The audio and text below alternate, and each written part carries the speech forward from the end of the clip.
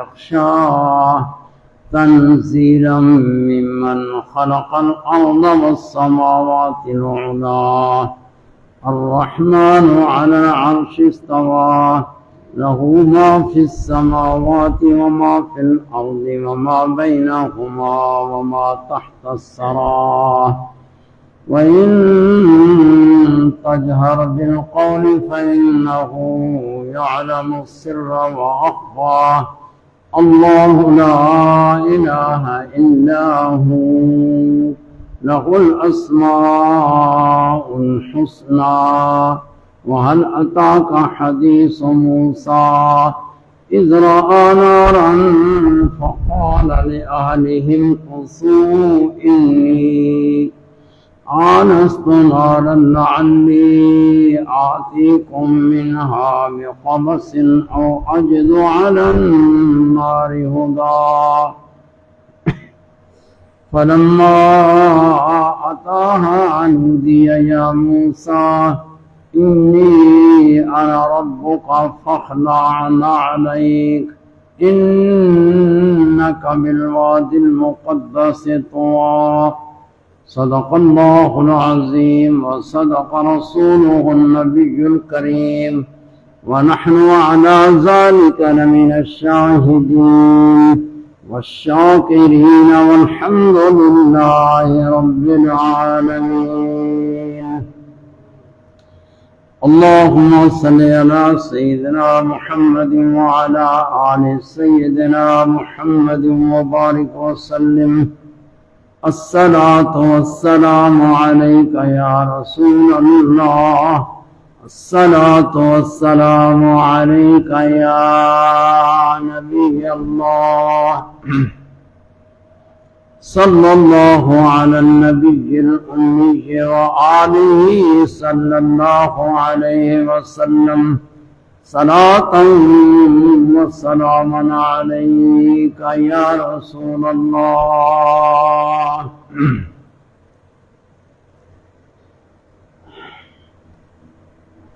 یہ سورہ طٰہٰ ہے جو آیات میں نے تلاوت کی ہے اس کا نام سورۃ طٰہٰ اور یہ مکیہ ہے صورتیں کئی مکی ہیں کئی مدنی ہیں اور صورتوں کی اصطلاح ہے صورت مدنی صورت مکی اور مختار ویسے قول تین ہیں مختار قول یہی ہے کہ صورت مکی وہ ہے جو ہجرت سے پہلے نازل ہوئی مکہ شریف میں نازل ہوئی سفر میں نازل ہوئی مکہ شریف سے باہر تو ہجرت سے پہلے جو نازل ہوئی صورتیں وہ صورتیں مکیہ ہیں اور صورت مدنیہ یعنی جو ہجرت کے بعد نازل ہوئی اگرچہ مکہ شریف میں بھی نازل ہوئی ہو لیکن ہجرت کے بعد ہے اس لیے اس کو سورہ مدنیہ کہا جاتا ہے یہ اصطلاح ہے صورتوں کی اور قرآن مجید میں صورتوں کے اوائل میں کافی صورتیں ہیں جن کے اوائل میں حروف مقطعات ذکر فرمائے ہیں قرآن مجید کے اندر جیسے سورۃ بقرہ کا افتتاح ہے الف لام میم یا سورۃ مریم شریف یا اور صورتیں ہیں الف لام را الف لام میم را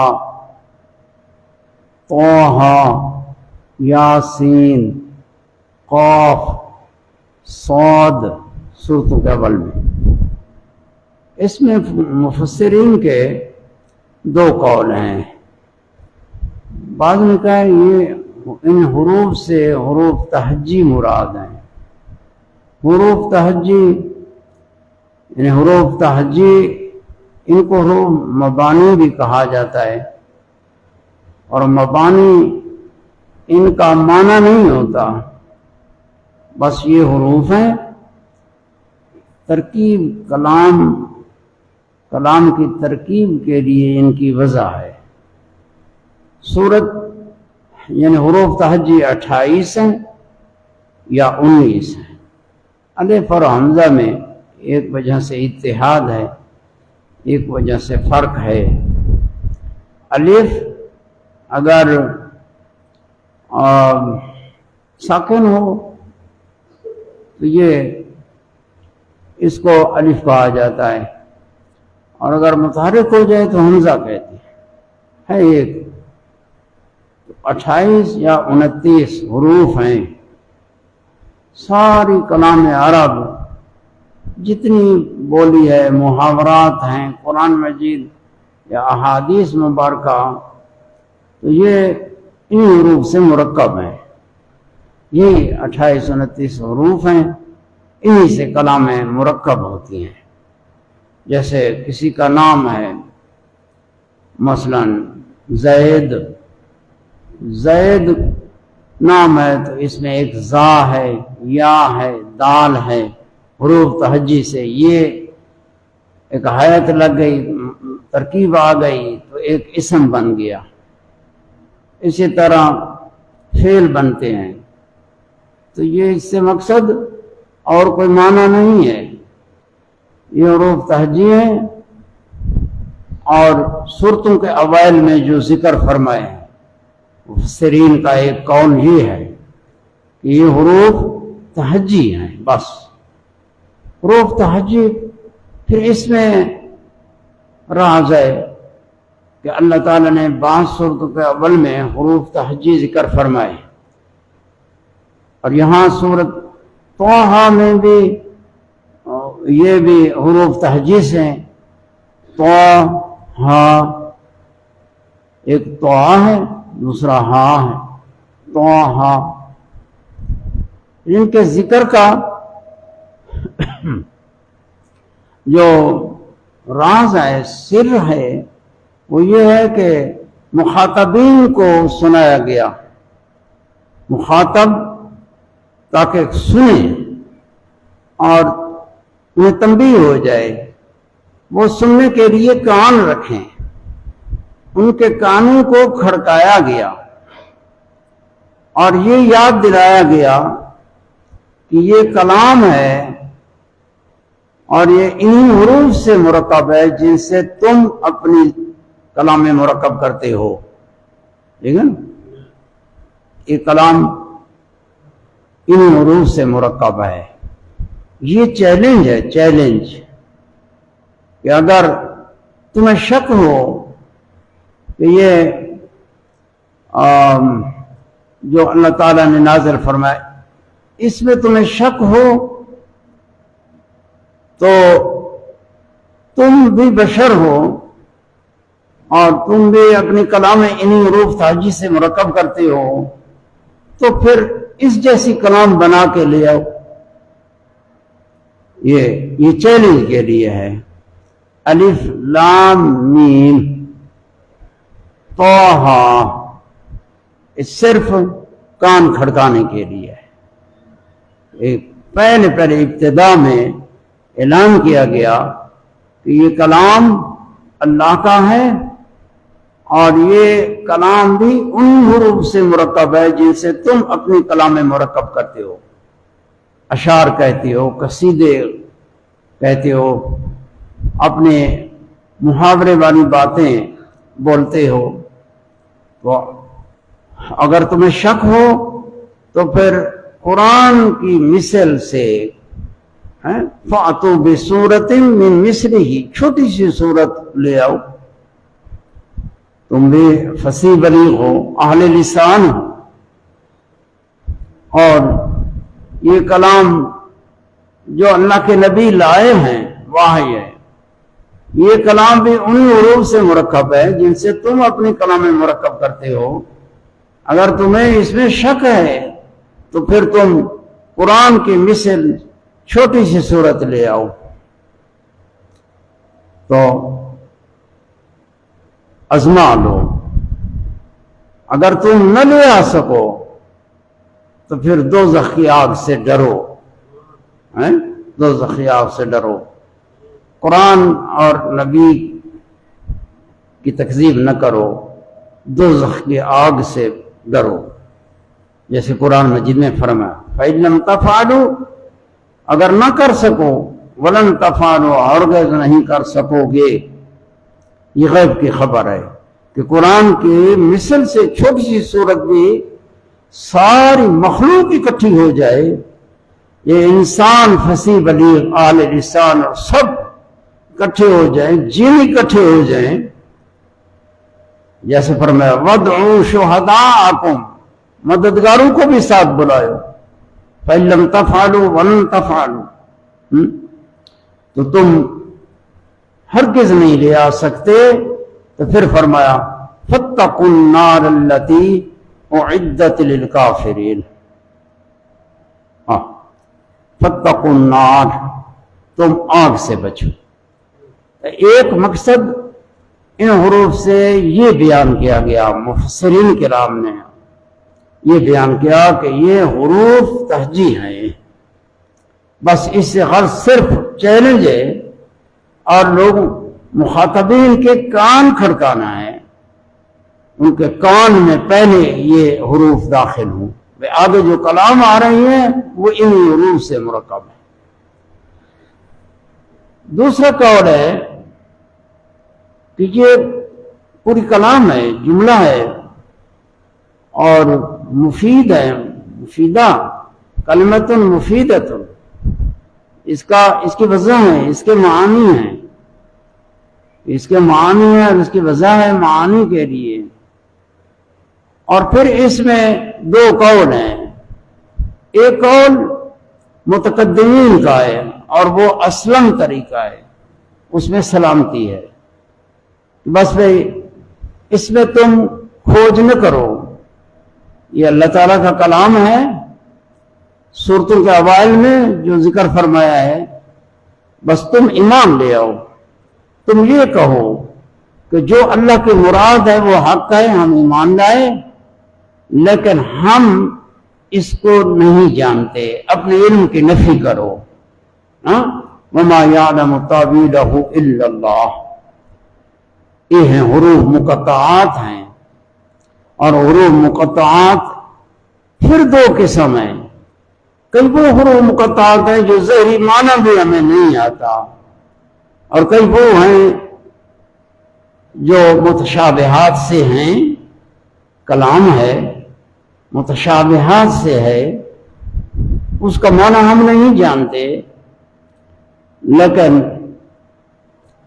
وہاں یہ ہے کہ جو ظاہر معنی ہوتا ہے وہ مراد نہیں، جو مراد ہے وہ ہم نہیں جانتے، یہ ہے متشابہات۔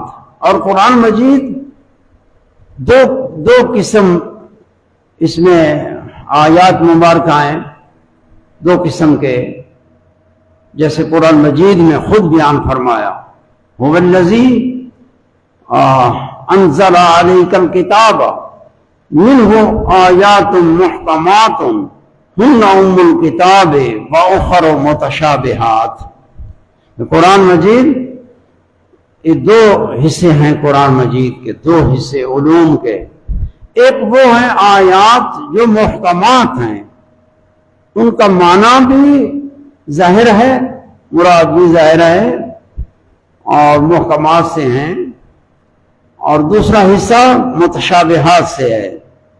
متشابہات وہ ہے کہ اس کی مراد ہم نہیں سمجھ سکتے، اللہ جل شانہ نے ارشاد فرمایا وَمَا يَعْلَمُ تَأْوِيلَهُ إِلَّا اللَّهُ، اس کی تعویل، اس کا معنی، تفسیر کیا مراد ہے وہ اللہ ہی جانتا ہے، ہمارا مذہب یہ ہے، اس لیے وَمَا يَعْلَمُ تَأْوِيلَهُ إِلَّا اللَّهُ، ہمارے نزدیک وقف لازم یہاں ہے الا اللہ۔ امام شافعی سے وہ وقف آگے کرتے ہیں والراسخون فی العلم، اس جگہ جا کے وقف کرتے ہیں، وہ فرماتے ہیں اللہ ہی جانتا ہے، متشابہات اللہ کا کلام ہے، اللہ جانتا ہے، ہر شے کو جانتا ہے، اپنے کلام اور مرادیں جانتا ہے، اس کا اثبات ہے والراسخون فی العلم، اور جو راسخ فی العلم ہے، جن کو اللہ تعالیٰ نے علم عطا فرمایا ہے، راسخ علم، پختہ علم، وہ بھی جانتے ہیں متشابہات، وہ بھی جانتے ہیں۔ اور بعض نے یہ فرمایا کہ وہ جانتے ہیں لیکن انہیں پھر ظاہر کرنے کا اذن نہیں ہے، وہ ظاہر کرنے کا، بس کلم الناس علی قدر عقولہم، لوگوں کے ساتھ کلام کرو ان کی عقلوں کے مطابق جتنا وہ فہم کریں۔ پھر سوال ہوتا ہے کہ متشابہات قرآن مجید میں، قرآن مجید تو اللہ کی کتاب، ہدایت کی کتاب ہے، جب ہم معنی ہی نہیں سمجھتے پھر ہدایت کیسے پائیں گے؟ پہلے تو بندہ کلام کا معنی سمجھتا ہے، پھر اس پر عمل کرتا ہے، معنی سمجھتا ہے، اعتقاد لے آتا ہے، یہ ایمان ہے، پھر اس پر عمل پیرا ہوتا ہے، یہ ہدایت، اس طرح ہدایت ہے۔ یہ جب متشابہات کا ہم معنی ہی نہیں سمجھتے پھر اس سے ہم ہدایت کیسے حاصل کرتے ہیں؟ قرآن مجید میں اللہ پاک نے ارشاد فرمایا والراسخون فی العلم یقولون آمنا به، والراسخون فی العلم یقولون، وہ کہتے ہیں آمنا به، ہم ایمان لائے، اس کے ساتھ ایمان لائے، اور یعنی اللہ تعالیٰ کے فرمان کے ساتھ ایمان لائے، اگرچہ معنی ہمیں نہیں آتا، ہم ایمان لائے کہ جو ظاہر سمجھ آ رہا ہے جن آیات میں یہ مراد نہیں ہے، کیونکہ ان متشابہات کو محکمات پر پیش کیا جاتا ہے۔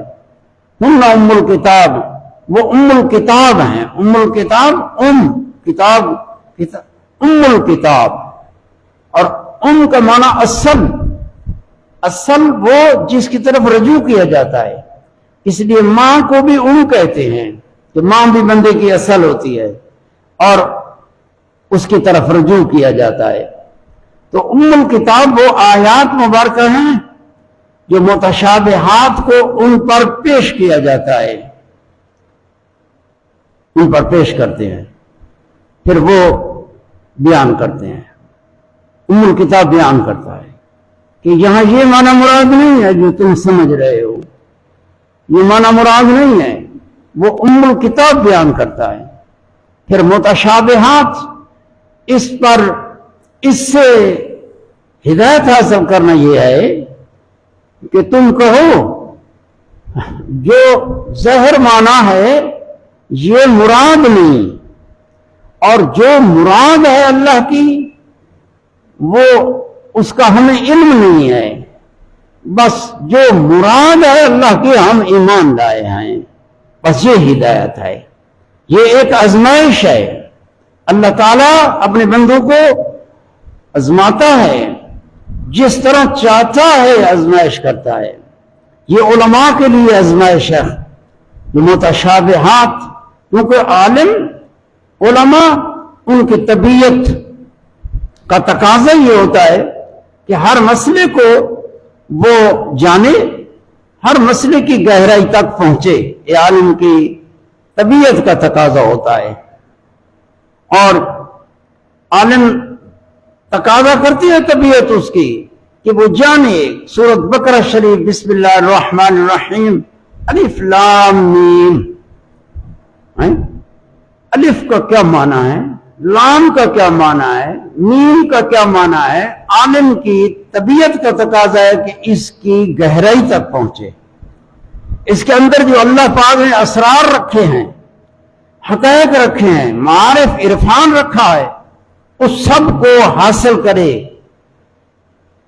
اللہ جل شانہ نے علماء کا امتحان لیا، ان کی طبیعت چاہ رہی تھی کہ گہرائی تک پہنچے، لیکن اللہ پاک نے فرمایا کہ تو اس میں کھوج نہ کر، کھوج نہ کر، سمجھے؟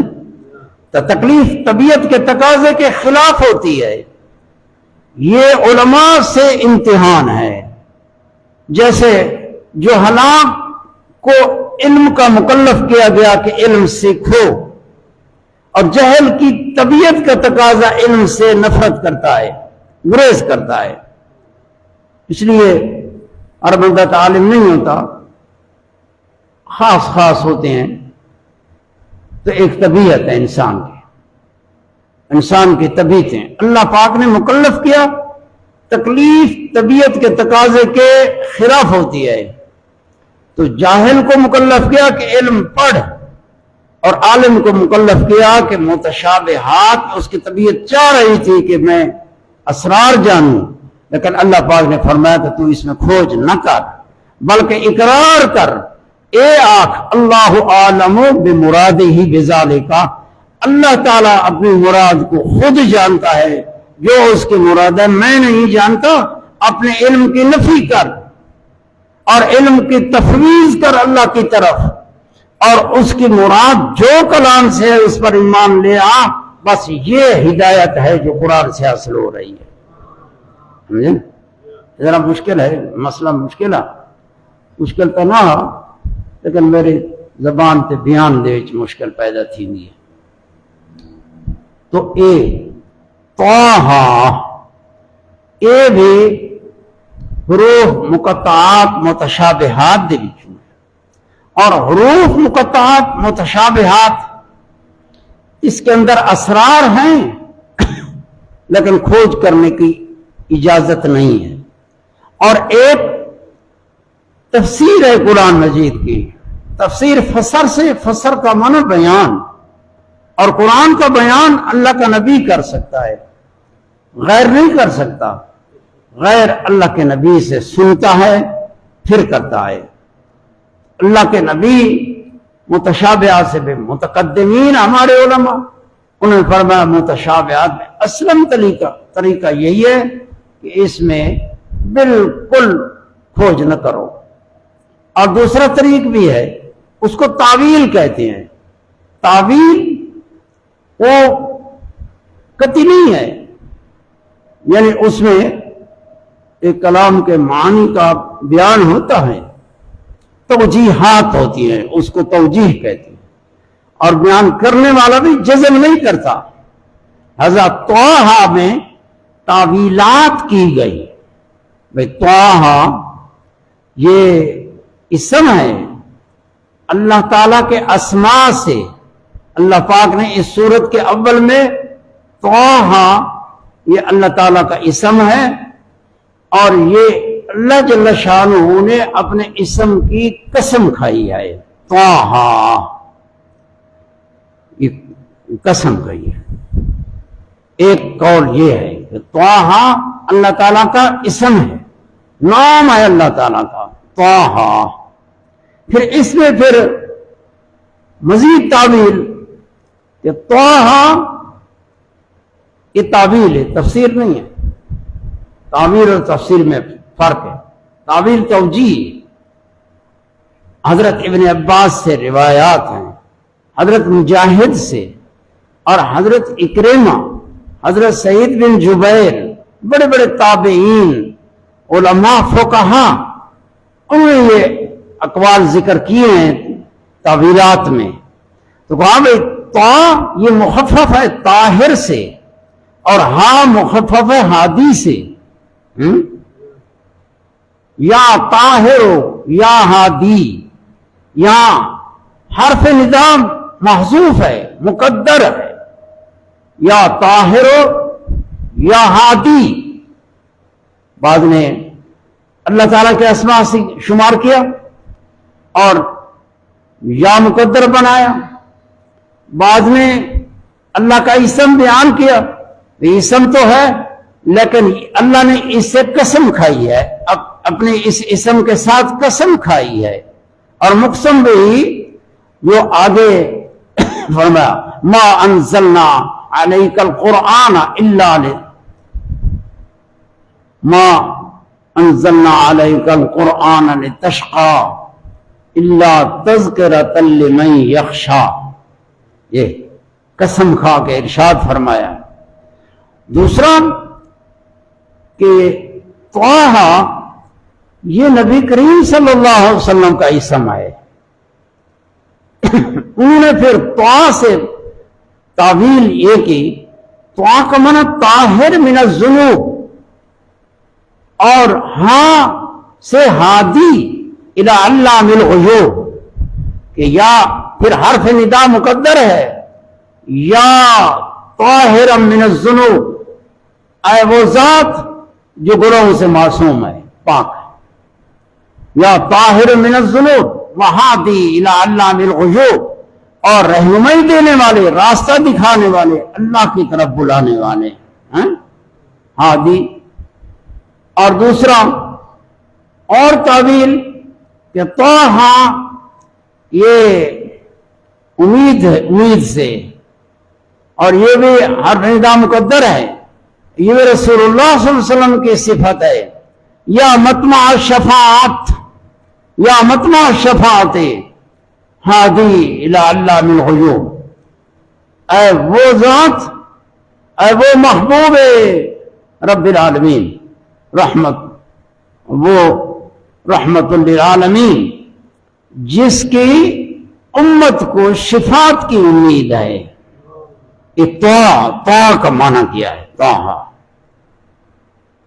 اور بعض تعویلات میں یہ اقوال ہے کہ طٰہٰ سورت کا نام ہے، اور انہوں نے یہ کیا کہ سورتوں کے اوائل میں، جیسے یاسین، اول میں ہے یاسین، اور پوری سورت کا نام یاسین ہے، سورہ یاسین۔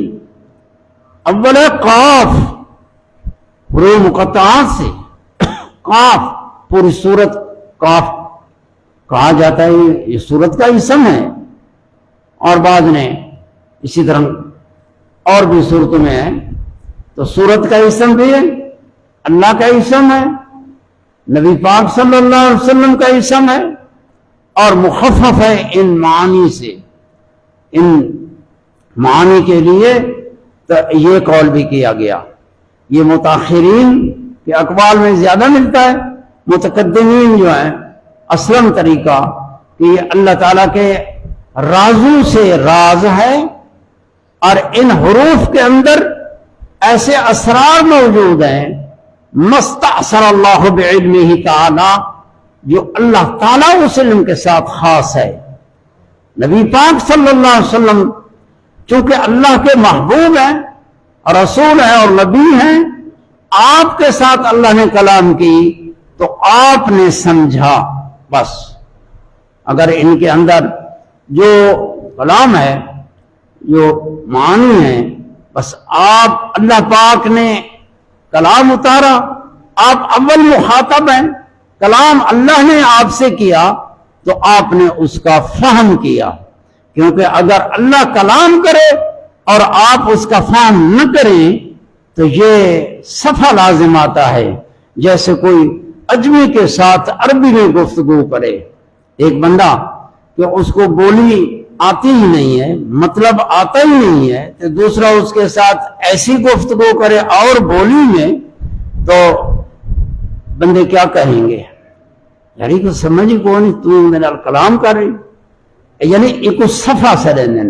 اللہ پاک صفحہ سے پاک ہے، لہذا جو کلام کیا اللہ نے اپنے محبوب کے ساتھ، اول مخاطب جو آپ ہیں، آپ نے اس کا فہم بھی کیا،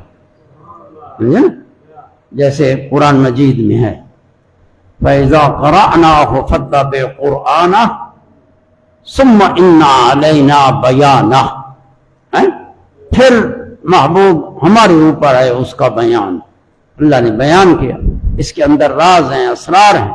تو یہ ہے سورہ طٰہٰ، بہت کچھ ہے۔ اور اللہ پاک نے ارشاد فرمایا طٰہٰ ما انزلنا علیک القرآن لتشقیٰ، سورت مکیہ ہے، جب آپ پر وحی اتری، آپ غار حرا میں اللہ کی عبادت کرتے تھے، تنہائی آپ کو محبوب کر دی گئی، آپ تنہائی کو پسند فرماتے تھے، آپ کے دل میں تنہائی کی حب ڈال دی گئی اللہ کی طرف سے، پھر آپ علیحدگی میں اللہ کی یاد کرتے تھے، خدا کی عبادت کرنا۔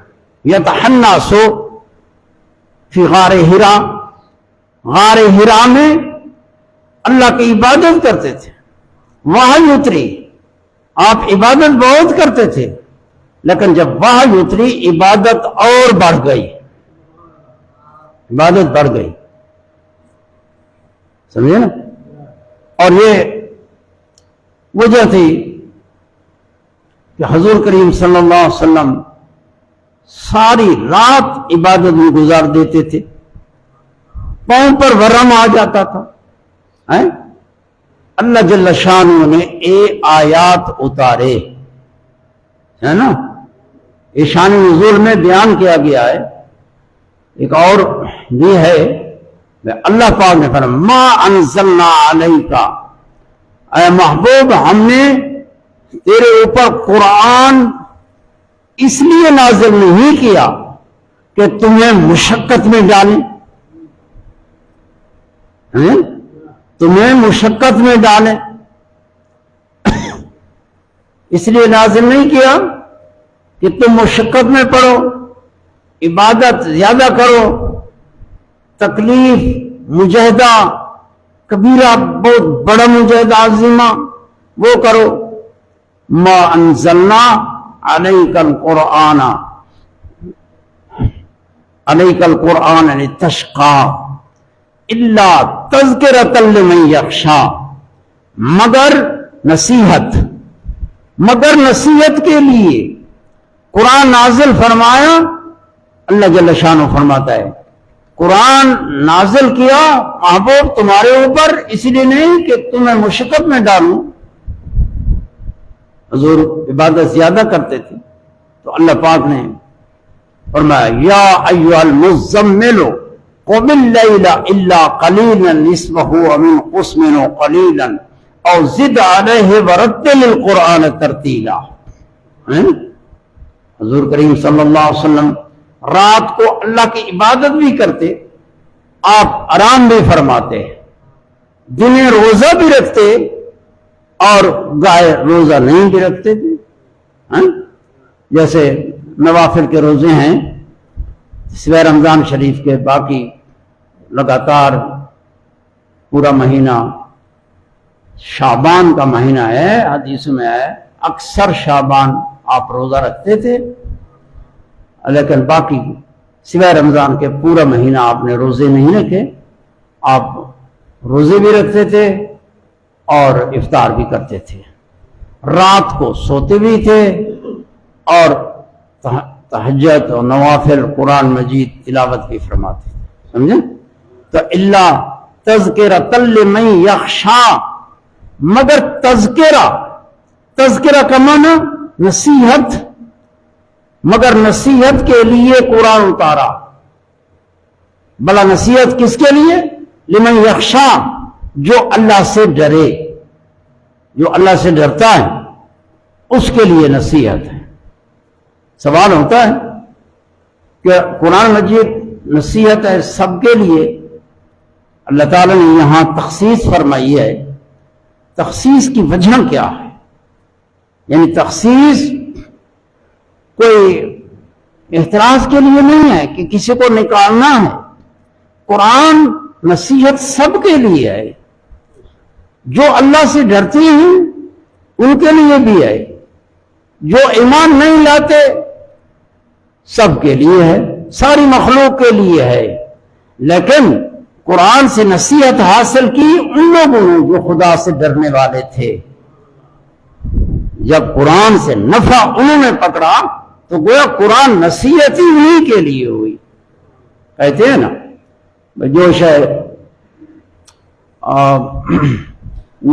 جو بندہ کسی شے سے زیادہ نفع حاصل کر لیتا ہے وہ اے شاید ہے ہی انہی واسطے، ایک محاورے دی کلام ہے۔ اللہ دی کتاب سب کے لیے ہدایت.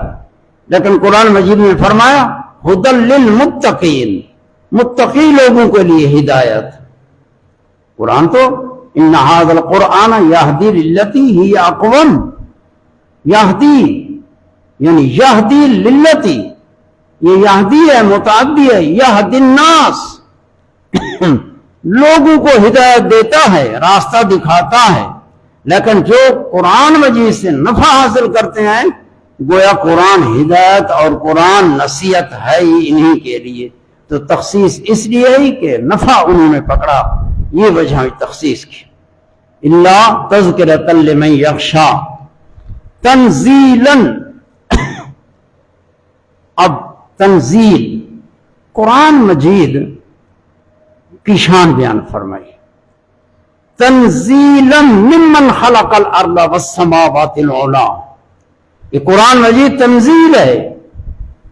نزل تنزیلاً، نزل من خلق السماوات والارض، من خلق السماوات العلی، من خلق الارض والسماوات العلی.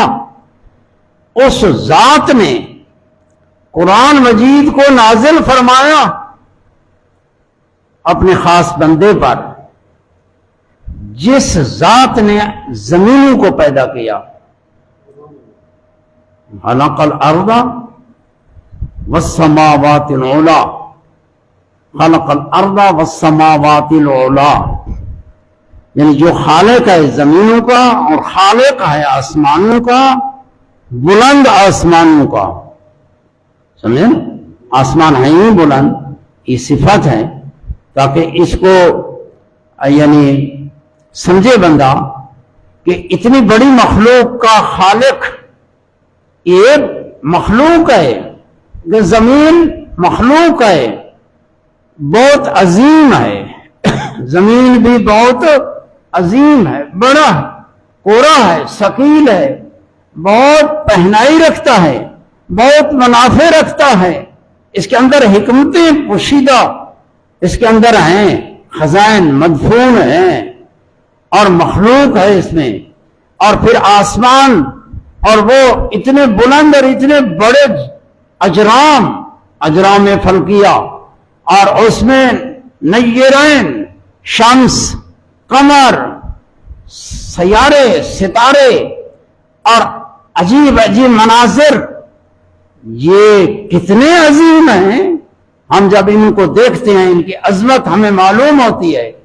تو پھر جس نے پیدا کیا ان کی عظمت اس کی عظمت پر دلیل بنتی ہے کہ وہ کتنی قدرت والی ذات ہے، کتنی عظمت والی ذات ہے جس نے اتنی عظیم مخلوق پیدا کی. جب یہ ہم سمجھیں گے کہ اس ذات نے، اس عظیم ذات نے تنزیل فرمائی تو وہ تنزیل بھی بڑی عظیم ہے. قرآن مجید کی عظمت کا بیان ہے. ما انزلنا علیک القرآن الا علیک القرآن لتشقى الا تذکرۃ لمن یخشی، اور تنزیلا ممن خلق الارض والسماوات العلی. اور تنزیلا پھر جائیں نزلہ، یہ تنزیل ہے اس ذات سے جس نے زمینوں کو پیدا کیا، آسمان، بلند آسمانوں کو پیدا کیا. اس خالق اور کمال قدرت والی ذات سے یہ تنزیل ہوئی ہے. یہ تنزیل بھی بڑی عظمت والی ہے. جو اس میں خدا کی قدرت کا بیان ہے، سمجھے نا. اب اللہ جل شانہ کی قدرت آگے فرمایا الرحمن علی العرش استوى. رحمان یہ خبر ہے، ہوا مبتدا مقدر ہے. هو الرحمن، وہ ذات رحمان ہے. رحمان بڑا مہربان. رحمان خدا کی صفت ہے اور صفاتی اسماء سے ہے. اور پھر یہ ہے تو صفت اسماء صفاتیہ سے، لیکن بمنزل یعنی علم کے ہے. کہ اللہ تعالیٰ کے اسم کے بعد جو صفات کا اجرا ہوتا ہے اسم شریف پر، اللہ پاک کو پہلے ذاتی اسم جیسے الحمدللہ رب العالمین، پہلے اللہ پھر رب العالمین پھر الرحمن الرحیم، تو یہ اللہ تعالیٰ کے اسماء ہیں، صفاتی اسماء ہیں۔ لیکن اللہ جل شانہ کے اسم ذات کے قائم مقام ہیں۔ یہ مسئلہ ہے کہ بھئی رحمان کہیں بندے دا نام درست نہیں ہے، کوئی بندہ اپنا نام رکھے رحمان، رحمان سوائے اللہ دے بید واسطے درست نہیں ہے۔ ہاں عبد الرحمن یہ درست ہے کہ عبد کی اضافت رحمان کی طرف، رحمان کا بندہ، یہ عاجزی ہے، یہ ناس محبوب ہے، ٹھیک بھی ہے محبوب بھی ہے، حدیث میں ہے، پیارا نام ہے عبداللہ، عبد الرحمن، پھر عبد کی نسبت اللہ کے صفات یا اسماء کے عبد الرحیم، عبد الکریم، یہ اچھے اسماء ہیں۔ تو رحمان کوئی شخص نام رکھے رحمان شرم جائز نہیں ہے۔ رحمان یہ اللہ تعالیٰ کا ایسا صفاتی اسم ہے کہ غیر اس اسم غیر پر استعمال نہیں ہو سکتا، شریعت میں منع ہے، یہ غالب ہے، اللہ تعالیٰ کے ذاتی اسماء کے قائم مقام ہے، اور جتنے اسماء بھی ہیں تو اسی پر محمول ہوتے ہیں۔ الرحمن الرحیم مالک یوم الدین، اور رحمان یا رحمان الدنیا، یہ اللہ تعالیٰ کی ایسی صفت ہے، اس میں مبالغہ ہے، اور اللہ کے صفاتی اسماء میں تو مبالغہ اس کے مظاہر بہت زیادہ ہیں، عام ہیں۔ اللہ تعالیٰ نے رحمت کی ہے دنیا میں، مومنین پر بھی رحمت فرمائی ہے، کافروں پر بھی رحمت کی ہے، لیکن رحیم اللہ تعالیٰ کی صفت ہے، اسم ہے صفاتی رحیم۔ یہ رحیم جو ہے یہ خاص ہے مومنین کے لیے، آخرت میں رحمت سے حصہ پائیں گے تو وہ ایماندار لوگ پائیں گے، باقی اس دنیا میں یہ رحمان کی تجلی ہے، اس میں اپنے پرائے ایک جیسے خدا کی نعمتوں سے مستفیض ہیں۔ تو یہ رحم الرحمن علی العرش استوى، اللہ تعالیٰ کا عرش ہے کہ رحمان عرش پر غالب ہوا، مستوی ہوا، اور اس پر یعنی خدا کی سلطنت ہوئی۔ اور عرش چونکہ ساری مخلوقات جتنے اجسام ہیں سب سے بڑی مخلوق جرم کے لحاظ سے، جسم کے لحاظ سے وہ عرش ہے۔ تم عرش کو جتنا بھی اپنے تصور میں لے آؤ کہ اتنا عظیم ہے، تمہارا وہم اس کا احاطہ نہیں کر سکتا۔ وہم قوا میں سے قوت ہے، وہم یہ بہت وسعت پکڑتا ہے، لیکن محسوسات کے ساتھ، اور محسوسات لیکن جو رحمان عرش الرحمان، عرش اتنا عظیم ہے کہ اس کا احاطہ نہیں ہو سکتا۔ تو اللہ تعالیٰ نے ارشاد فرمایا الرحمن علی العرش استوى، رحمان عرش پر غالب ہوا، عرش پر مستوی ہوا، عرش پر غالب ہوا اور مالک ہوا۔ اب عرش اللہ تعالیٰ کی تو سب مملوک ہے، ملک ہے، اللہ ہر شے کا مالک ہے۔ عرش کا ذکر فرمایا کہ استوا عرش پر غالب ہو، تو چونکہ عرش ساری مخلوقات سے جو محسوسات ہیں، اجسام ہیں، ان سے عرش بہت بڑا عظیم ہے۔ تو جب عظیم پر خدا کی غلبہ اور قہر اور سلطنت عظیم پر ہے، یہ اس سے اللہ تعالیٰ کی قدرت اور اس کا جو قہر اور غلبہ اور سلطنت ہے اس کی عظمت پتہ چلتی ہے۔ مصنوعات سے ثانے پر استدلال، جب بندہ اللہ تعالیٰ کے عجائب قدرت کے مظاہر دیکھتا ہے تو خدا یاد آتا ہے، اللہ تعالیٰ کے عظمت اور قدرت یاد آتی ہے۔ اور الرحمن علی العرش استوى، یہ بھی استوا حضرت علی کرم اللہ کریم بڑے بڑے علماء انہوں نے فرمایا الاستواء معلوم وکیفیت مجہول والسوال بدعت والایمان واجب، کہ استوا یہ معلوم ہے، استوا یعنی ادمانا، اور کیفیت استوا میں اللہ عرش پر مستوی ہوا، اس کی کیفیت مجہول ہے، اور اس کیفیت کو سوال کرنا یہ بدعت اور گمراہی ہے، با ایمان لے آنا فرض ہے۔ جو استوا اللہ دی شان دلائے کہ اللہ پاک نے عرش دیتے وہ استوا فرمایا، اور متقدمین ہمارے متشابہات میں تعویل نہیں کرتے تھے، بس تم کہو جو ظاہر معنی ہے یہ نہیں ہے، ظاہر معنی نہیں ہے۔ جیسے بادشاہ کا تخت ہوتا ہے، تخت کے اوپر بادشاہ بیٹھتا ہے، یہ استوا ہے۔ اور ایک ہوتا ہے کہ محاورے میں کہا جاتا ہے فلان استوا علی السریر، استوا علی السریر یا استوا علی الملک، فلانا ملک پر مستوی ہوا، اگرچہ وہ تخت پر نہ بیٹھا ہو پھر بھی کہا جاتا ہے کہ یہ ایک فام ہوتا ہے کہ فلانا ملک کا سلطان ہے اور ملک کا تصرف اس کے ہاتھ میں ہے اور غلبہ ہے اس کا۔ تو یہاں یہ معنی ہے کہ اللہ تعالیٰ کی سلطنت، اس کا قہر اور غلبہ ایک عرش پر مستوی ہوا۔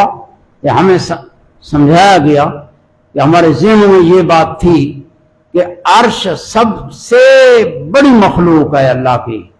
جب خدا کا امر عرش پر غالب ہے تو باقی کیا چیز ہے؟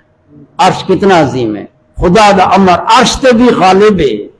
تو اللہ تعالیٰ کا غلبہ اور اس کی قدرت کا بیان ہے، تو عظمت عظیم چیزوں کے ذکر سے خدا کی قدرت کی عظمت سمجھ آتی ہے۔ فرمایا الرحمن علی العرش استوى، اس واسطے فرمایا لہ ما فی السماوات وما فی الارض وما بینہما وما تحت الثری، یہ سورت طٰہٰ ہے۔ لہو ما فی السماوات، جو آسمانوں میں ہے، لہو اسی کے لیے ہے، لہو ما فی السماوات، جو کچھ آسمانوں میں ہے، اللہ کے فرشتے ہیں، اللہ کی مخلوقات ہیں، آسمان ہے، جرائم ہیں، اجرام ہیں، سیارے ہیں، شمس و قمر ہیں، بڑی مخلوقات ہے جو اللہ نے پیدا کیا ہے، وہی جانتا ہے۔ ہمارے لیے اجمالاً ہے کہ لہو ما فی السماوات، جو آسمانوں میں ہے وہ اللہ کے لیے ہے، یعنی ان کا خالق اللہ ہے، ان کا مالک اللہ ہے، وہ مملوک ہے اللہ کی۔ لہو ما فی السماوات وما فی الارض، اور جو آسمان زمینوں میں ہے، زمین میں جتنے سارے علم دا تعلق ہے تو آسان دیکھ گندے ہیں، محسوس کر گندے ہیں، یا عقلی دلائل نال یا حسیات نال، وجدانیات نال، جو چیزیں سارے ادراک ہی آ گئی، یہ سب اللہ دے، اللہ دی مل کے، اللہ دی مخلوق ہے۔ اور فرمایا لہو ما فی الارض، لہو ما فی السماوات وما فی الارض وما بینہما، وما بینہما کا معنی ہے زمین اور آسمان کے بین، درمیان جو کچھ ہے وہ بھی اللہ ہی کا ہے، یہ اللہ تعالیٰ کی مالکیت اور اللہ تعالیٰ کی سلطنت کا بیان ہے، اس کے قدرت کا بیان ہے، اور اس کے صفت علم اور اس کے احاطے کا بیان ہے۔ لَهُ مَا فِي السَّمَاوَاتِ وَمَا فِي الْأَرْضِ وَمَا بَيْنَهُمَا، جو بین ہے، جو زمین کے بیچ ہے، پیٹ میں، وَمَا تَحْتَ الثَّرَى، اور جو تحت الثَّرَى، وَمَا تَحْتَ الثَّرَى، جو تحت الثَّرَى میں ہے۔ تحت الثَّرَى ایک آسمان، بلندیاں، اللہ تعالیٰ نے آسمانوں کو بلندیاں دی، زمین نیچے ہے، اور ایک تحت الثری ہے۔ تحت الثری یہ سب اللہ کی ملک ہے اور اللہ کی مخلوق ہے، اور تحت الثری کے نیچے اور جو کچھ ہے، سمجھے نا، یہ صحرا ہے، کوئی پہاڑ ہے، بعض نے کہا مچھلی ہے، بعض نے کہا بیل ہے، جو ہے سب اللہ کے مخلوق ہے اور اسی کی مملوک ہے، اور وہ ہی جانتا ہے۔ تو ذہن کو دوڑا۔ نبی پاک صلی اللہ علیہ وسلم نے، کفار بیٹھے تھے، قریش کے کفار، سرکار دو عالم صلی اللہ علیہ وسلم ساتھ تشریف لے آئے، اور ایسے بادل اوپر سے آتا ہے، ہوا میں اڑتا ہوا بادل، آپ نے فرمایا ما تقولون لہذا؟ قالوا السحاب۔ آپ نے فرمایا اس کو کیا دیو تسا؟ اشارہ کی تم ادنا کیا دیو کو کس نے دیو کو؟ انہوں نے کہا اساں سڑینے ہیں صحاب، صحاب بادل۔ آپ نے فرمایا اوین مزن، فصاحت ہے، لغت ہے، مزن من المزن، من المزن ایک عربی دے وچ صحاب بھی بدل دینا ہے، مزن بھی بدل دینا ہے۔ آپ نے فرمایا صحاب یا مزن نا، پھر اسی طرح آپ جو ہے نا اوپر لے گئے ان کے اذہان کو، وہ تھے کفار، اوپر لے گئے۔ اوپر کیا ہے؟ اوپر آسمان ہے۔ حضور نے فرمایا زمین و آسمان کے درمیان کتنی مسافت ہے۔ مسلمان جو مسلمان تھے وہ بھی بیٹھے تھے، جیسے مکہ شریف میں ابتدا میں تو رشتہ دار بھی تھے، وہ بھی بیٹھے ہیں۔ مسلمان کہنے لگے اللہ و رسولہ عالم، اللہ اور اس کا رسول بہتر جانتا ہے۔